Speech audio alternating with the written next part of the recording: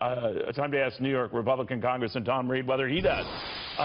Congressman, the sense I get is that not all Republicans are on the same page on this issue of a potential government shutdown over this debt ceiling thing, but that's led by the President of the United States. What do you think?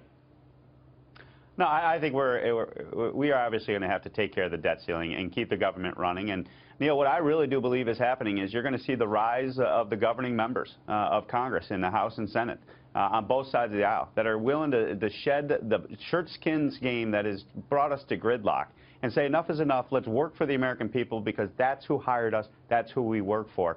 And I think that's the biggest opportunity I see over the next 90 days. Do you think there should be a clean debt ceiling increase? I'm open to that. Obviously, if we're going to have a debt ceiling, I think there is a serious conversation needs to be had is what's causing the debt to go up and how can we fix it? And maybe that is the sweet spot of getting members together. So I'm not opposed to it, but I do believe you have to recognize what the debt ceiling represents, an uncontrollable debt increase that's going up each and every day, which is not sustainable.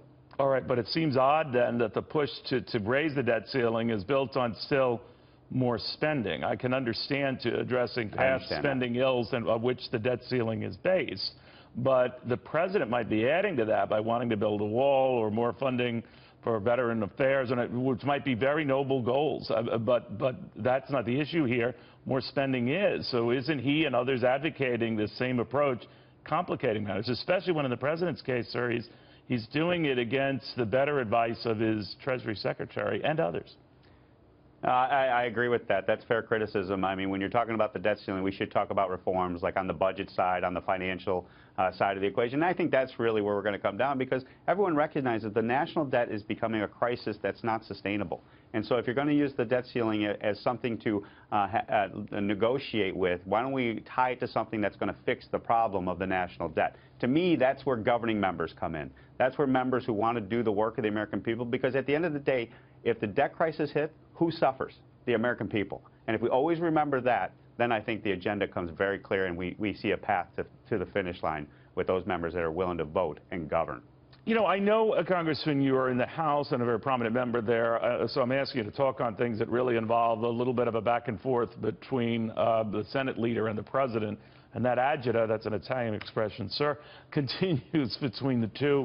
So it's not eased up. And I'm wondering now, hearing that the president and the Senate leader might not meet until after Labor Day, whether time's a wasting. And then I hear the senator talk about getting the tax reform in this Congress. He didn't say this year, he said this Congress. What do you make of that? I still believe we're going to get tax reform done this year. The reality of the situation is it needs to get done this year to get the economy growing for the American people.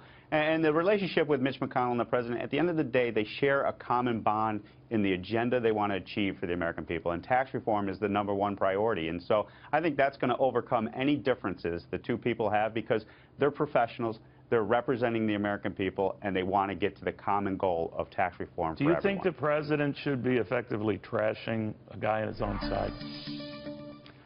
Whatever the president does, I'll let the president answer for. But I think Would you do that? Would you publicly go after another Republican in such a public way? Well, what I always try to do is it's not Republican or Democrats. I always try to have a sincere conversation and see where the common ground is. And that's where I think Mitch McConnell and the president are on the same page.